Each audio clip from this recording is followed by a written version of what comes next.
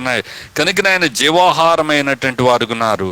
మరి ఈ సందర్భాల్లో మనం గమనించినట్లయితే ఈ లోకంలో ఉన్నటువంటి శక్తులు, వ్యక్తులు యేసును చంపే ప్రయత్నం చేస్తున్నారు. యోహాను సువార్త 7వ అధ్యాయంలో అప్పుడు ఉన్నటువంటి అధికారులందరూ కూడా యేసును చంపడానికి ప్రయత్నం చేస్తున్నారు. మరి ఈ రోజుల్లో కూడా చాలామంది వక్తలు అంటున్నారు, మరి యేసు ప్రభుని చంపడానికి వచ్చినప్పుడు ఆయన ఎందుకు పారిపోయినాడు, ఆయన ఎందుకు తప్పించుకున్నాడు? నిజంగా ఆయన తప్పించుకున్నాడు, నిజమే. ఎందుకు తప్పించుకున్నాడు అనంటే ఆయన సమయం ఇంకనూ రాలేదని దైవవాక్యంలో రాయబడినటువంటిది ఉంది. నా సమయం ఇంకా రాలేదు అని యేసు ప్రభు చెప్తున్నారు. మనము 7వ అధ్యాయం యోహాను సువార్త 7వ అధ్యాయం 6వ వచనం చూస్తే, నా సమయం ఇంకా రాలేదు, నేను చనిపోవాల్సినటువంటి సమయం ఇప్పుడు కాదు, ఇంకా చాలా ముందుంది. మరి వీళ్ళ సమయము ఎప్పుడు కూడా ఉంటుంది, లోకం సమయము ఎప్పుడు కూడా ఉంటుంది. వాళ్ళు ఏమైనా చేయొచ్చు, ఎవరినైనా కొట్టచ్చు, ఎవరినైనా తిట్టచ్చు. కనుకనే ఆయన సమయం కొరకు ఆయన ఎదురు చూస్తున్నాడు. యూదులు వాళ్ళకి అడ్డంగా ఉన్నాడని ఆయన చంపేద్దామని చూస్తున్నారు. కానీ మరి ఆయన సమయం ఏంటంటే సర్వలోక రక్షణార్థమై, సర్వలోక పాప పరిహారార్థమై ఆయన కల్వరి శిలువలో రక్తాన్ని చిందించవలసినటువంటి వాడుకున్నాడు. అందుకొరకు ఆయన సమయం కొరకు ఆయన ఎదురు చూస్తూ ఉన్నాడు. అంతేగాని ఏదో ఆయన పిరికివాడై పారిపోయి చేతగానటువంటి వాడు కానే కాదండి. ఎందుకంటే మనము మానవ దృష్టితో, మానవ దృక్పథంతో మనం ఆలోచన చేస్తున్నాం, కానీ దైవికమైనటువంటి ఉద్దేశాలని మనం ఆలోచన చేయలేకపోతూ ఉన్నటువంటి వారు ఉన్నాం. ప్రభు అయినటువంటి యేసుక్రీస్తు వారు తన దగ్గర ఉన్నటువంటి శిష్యుడైనటువంటి పేతురుతో అంటున్నారు, పేతురు, నువ్వు మనుషుల సంగతులు ఆలోచన చేస్తావు కానీ దైవికమైన సంగతి నువ్వు ఆలోచన చేయట్లేదు. దేవునికి ఉద్దేశాలు ఏంటో నువ్వు తెలుసుకోలేకపోతున్నావు అని పేతురుని గద్దించినారు. ఈ రోజుల్లో ఆ రోజున పేతురికి అర్థం కాదు, ఈ రోజున నీకు నాకు ఏం అర్థమవుద్ది? నువ్వు లిటరల్గా ఏదో చూసేసి ఏదో మాట్లాడేస్తూ ఉంటాం అంతే. మనము అది కాదు ఇది అంటూ ఉంటాం, అంతేగాని ఆయన అర్థం చేసుకోలేకపోతున్నాం. యేసునందు విశ్వాసం ఉంచు వాని కడుపులో నుండి జీవజల నదులు పారుతాయని దైవవాక్యంలో మనము యోహాను సువార్త 7వ అధ్యాయంలో చూస్తూ ఉన్నటువంటి వారున్నాం. నిజమే. మరి ఈ యొక్క 7వ అధ్యాయంలో యూదులందరూ కూడా ఆయన్ని చంప చూస్తున్నప్పుడు ఆయన తప్పించుకున్నాడని రాయబడినటువంటిది ఉంది. అంటే మన ఉద్దేశం ఏంటి? మరి యేసు ప్రభుని చంపుతానికి వచ్చినప్పుడు ఆయన కూడా మన యొక్క పురాణ గాథల్లో ఉన్నట్లుగా శపించేయచ్చు. శపించేస్తే శపించబడతారు మనుషులందరూ కూడా. పురాణ గాథల్లో మనం చూస్తుంటాం, నువ్వు రాయి అయిపోదువు గాక అంటే వాడు రాయి అయిపోతాడు, నువ్వు భస్మం అయిపోదువు గాక అంటే వాడు భస్మం అయిపోతాడు. ఇన్ని అద్భుతాలు చేసినటువంటి యేసు ప్రభుకు ఈ మాట అంటాం పెద్ద విశేషమా? అది మనకు అర్థం కానటువంటిది. సాతాను యొక్క సంతానంగా మనం ఉన్నటువంటి వారు ఉన్నాం. సాతాను యొక్క జ్ఞానం మనం కలిగినటువంటి వారు ఉన్నాం.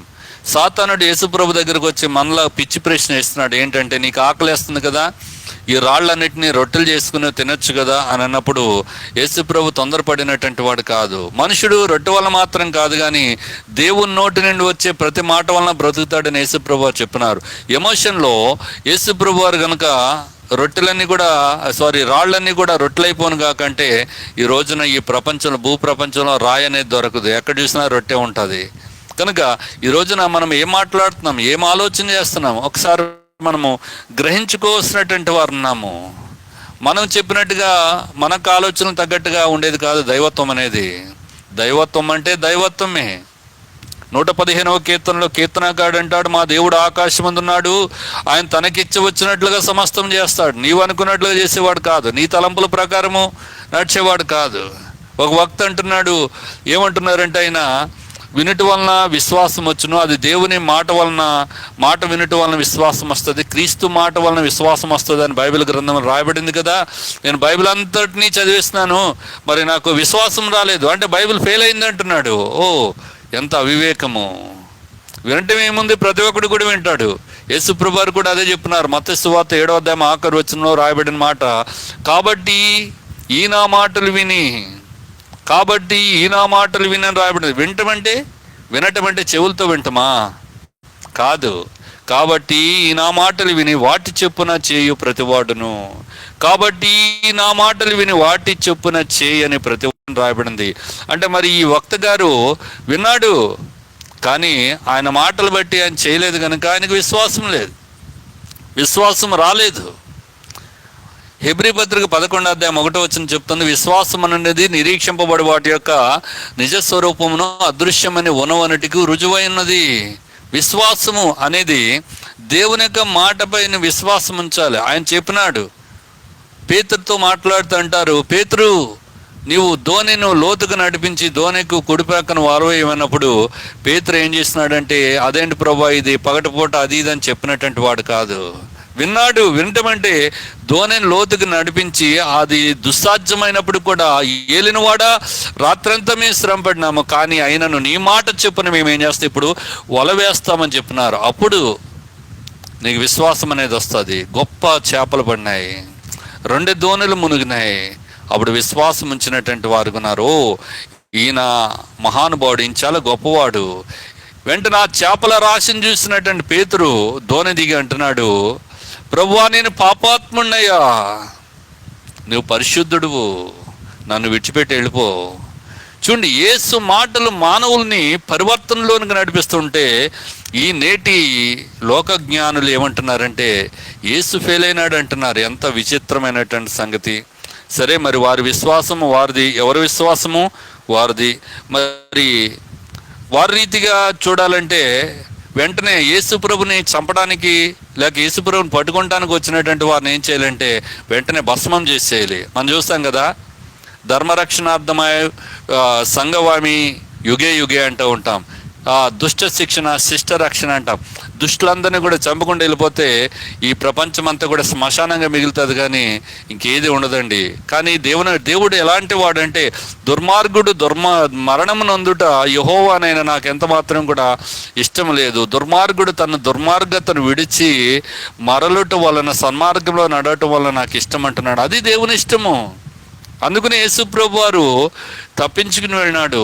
తను సిలువేస్తున్నటువంటి వారితో అంటారు, తండ్రి వీరేమి చేయుచున్నారు, వీరు ఎరుగరు కనుక వీరిని క్షమించమని చెప్పినటువంటి వారు ఉన్నారు. ఈ సంగతులు మనకి అర్థం కావట్లే. వ్యభిచారమందు పట్టబడినటువంటి స్త్రీ గురించి యోహాను సువార్త 8వ అధ్యాయంలో రాయబడినటువంటిది ఉంది. ఆ దినాల్లో ఉన్నటువంటి యూదులందరూ కూడా వ్యభిచారమందు పట్టబడినటువంటి స్త్రీని తీసుకుని వచ్చి యేసుప్రభు ముందు నిలబెట్టి అంటున్నారు, యేసుప్రభువా ఈ స్త్రీ వ్యభిచారం చేస్తుండగా పట్టబడింది కనుక మోషే ధర్మశాస్త్రం ఏం చెప్పిందంటే ఈ స్త్రీని ఇలాంటి వారిని రాళ్లతో కొట్టి చంపమని చెప్పింది అన్నారు. నిజమే, వ్యభిచారం ఒకళ్ళు ఎలా చేస్తారు? ఈమెతో వ్యభిచారంలో పాలు పంపులు పొందినటువంటి పురుషుడు ఎక్కడ?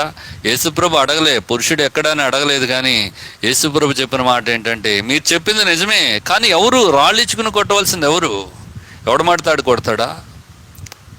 మీలో పాపం లేనటువంటి వాడు మొట్టమొదటి రాయి వేయమన్నప్పుడు చిన్నల మొదలుకొని పెద్దల వరకు కూడా అక్కడి నుంచి వెళ్ళిపోయినటువంటి వారు ఉన్నారు. ఆ స్త్రీ ఒకటి యేసుప్రభు సమక్షంలో నిలబడినప్పుడు యేసుప్రభు తల ఎత్తి చూసి అంటాడు, అమ్మా నీకెవరు శిక్ష విధింపలేదంటే యేసుప్రభు అంటారు, లేదు ప్రభువా ఎవరు నాకు శిక్ష విధించలేదన్నప్పుడు యేసుప్రభు అంటారు, అమ్మా నేను కూడా నీకు శిక్ష విధింపను, నువ్వు వెళ్ళుము, ఇక పాపం చేయొద్దు అని దైవవాక్యంలో యేసుప్రభు వారు చెప్పినట్లుగా మనం చూస్తూ ఉన్నటువంటి వారు ఆమె జీవితం మారిపోయినటువంటిది ఉంది. అందుకే యోహాను సువార్త 8వ అధ్యాయం 12వ వచనంలో యేసుప్రభు వారు ఏమంటున్నారు అంటే, నేను లోకమునకు వెలుగును అని మాట్లాడుతున్నాను, నన్ను వెంబడించేవాడు చీకట్లో నడవక జీవపు వెలుగు కలిగినటువంటి వాడే ఉంటాడని యేసుప్రభు వారు ఆనాటి జనసమూహాలతో మాట్లాడుతూ ఎన్నో విషయాలు చెప్తూ